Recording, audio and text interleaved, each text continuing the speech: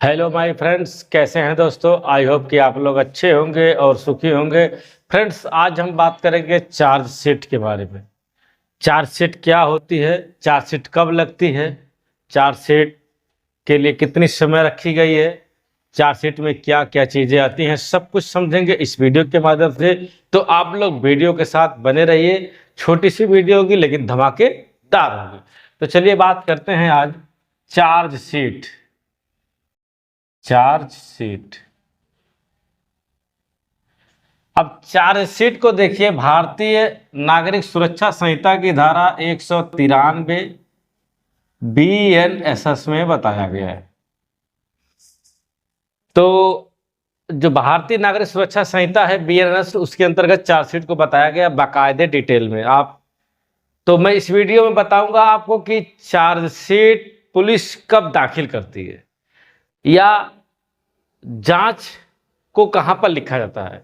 देखिए, चार्जशीट क्या होती है उसके पहले हम समझेंगे कि FIR से। देखिए, जब कोई मामला मुकदमा दर्ज होता है, जब कहीं पर कोई अपराध घटित होता है, तो सबसे पहले क्या होता है, FIR दर्ज होती है, यानी कि first information report. First information report क्या होती है, हम FIR दर्ज करते हैं और FIR दर्ज होती है 173 BENSS में। BENSS 173 में क्या होती है, FIR हमारी दर्ज होती है। और जब FIR दर्ज होती है तो उसके बाद क्या होता है, इन्वेस्टिगेशन होता है। इन्वेस्टिगेशन यानी कि इसका अन्वेषण होता है, जांच होती है कि अपराध कैसे घटित हुआ, क्या क्या हुआ, तब जाके बाद में बनती है चार्जशीट। तो चार्जशीट में क्या क्या होती है इस बात को समझ लेते हैं। देखिए, सबसे पहली बात, अगर चार्जशीट की बात करें तो चार्जशीट में सबसे पहले अपराध का विवरण होता है। क्या होता है, अपराध का विवरण।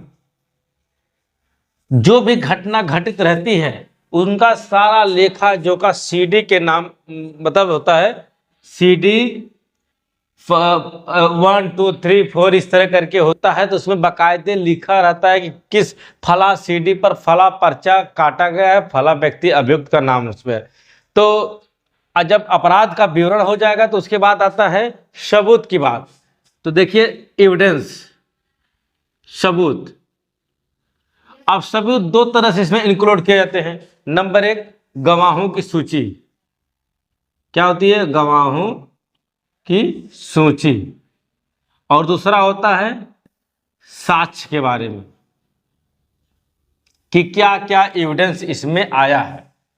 तो देखिए, गवाहों की सूची में बाकायदे वादी मुकदमा से लेकर जो व्यक्ति पीड़ित होता है, जो आई विटनेस होता है, जो चतुर साक्षी होता है, जिसने घटना को तस्दीक किया होता है, मेडिकल किया है, पुलिस वाले, कांस्टेबल, पोस्टमार्टम, ETCT, जितने भी साक्ष्य गवाह होंगे, सबकी सूची किसमें रहेगी, चार्जशीट में लिखी रहती है।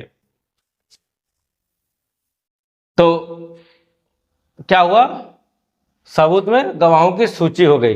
ये जो मैं बताया हूं, अपराध का विवरण या संक्षिप्त विवरण होता है, चार्जशीट में लगा रहता है। बाकी जो CD वाली बात है, यह पर्चा कटता रहता है उसमें।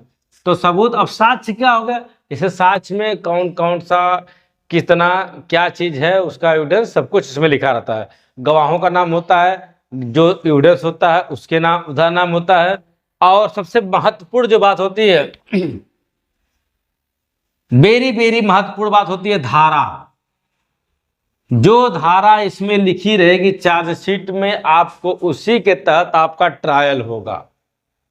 यानी कि अगर जो जो धारा या चार्जशीट में लिख कर दे दी गई है, मान लीजिए कि FIR में दूसरी धारा थी और चार्जशीट में दूसरी लग गई है, तो किसको मानेंगे हम, चार्जशीट को मानेंगे। मान लीजिए कि अगर चार्जशीट की बात करें, चार्जशीट में 115 टू 351 और 352 की धारा थी FIR में, लेकिन बाद में विवेचना होती है। विवेचना के बाद इन सारी धाराओं के साथ धारा 117(2) की बढ़ोतरी हो गई है। तो आपको 117(2) में भी क्या करना होगा, जमानत या ट्रायल करवाना होता है। या फिर अगर मान लीजिए इतनी सारी धाराएं हैं और विवेचना के दौरान अगर इन धाराओं को हटा दिया जाता है तब क्या बनेंगे, चार्जशीट में इतनी धारा है तो इतनी धाराओं पर ही हमें काम करना होता है। बात समझ में आई। अब देखिए चार्जशीट कब दाखिल होती है, चार्जशीट कब दाखिल होगी, कब दाखिल होगी भाई, जब सारी विवेचना हो जाती है तब उसके बाद चार्जशीट को दाखिल किया जाता है। लेकिन जब कोई अभियुक्त जेल में रहता है, क्या रहता है, जेल में, तब उसको 60 दिन के अंदर चार्जशीट को दाखिल करना होता है। कितना दिन, 60 दिन। 60 दिन के अंदर ऐसे अभियुक्त की चार्जशीट दाखिल होगी जो जेल में होगा। लेकिन अगर मान लीजिए कि किसी कारणवश वो चार्जशीट नहीं दाखिल कर पाता है तब 90 दिन तक होगा, लेकिन उसकी क्लेरिफिकेशन आपको देना होगा। अगर भाई मान लीजिए कि आपने 60 दिन के अंदर चार्जशीट को दाखिल नहीं किया तब क्या होगा, तो ऐसी स्थिति में अगर आपने चार्जशीट दाखिल नहीं किया है तो उस व्यक्ति को, जो मुलजिम जेल में होगा, उसको डिफॉल्ट बेल दे दी जाएगी। कौन सी बेल, डिफॉल्ट बेल, मतलब कि वह बेल दाखिल करेगा, चार्जशीट के अभाव में उसकी बेल हो जाएगी, कोई दिक्कत नहीं है।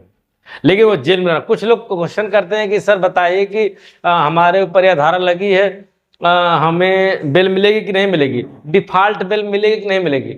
अरे भाई अगर आप जेल में रहेंगे तभी डिफॉल्ट बेल के लिए आवेदन कर सकते हैं, इस तरह से नहीं कर सकते हैं।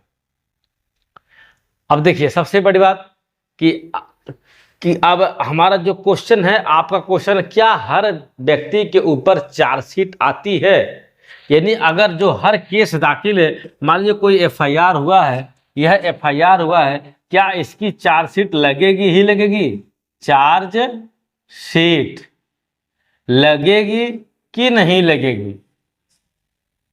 तो भाई यह इन्वेस्टिगेशन के दौरान अगर आपको तथ्य आईओ महोदय जो विवेचक होते हैं उनको लगता है कि जो ये एफआईआर दर्ज किया गया है यह बिल्कुल सही है, इसमें कोई फॉल्ट नहीं है, तो वह चार्जशीट लगेगी।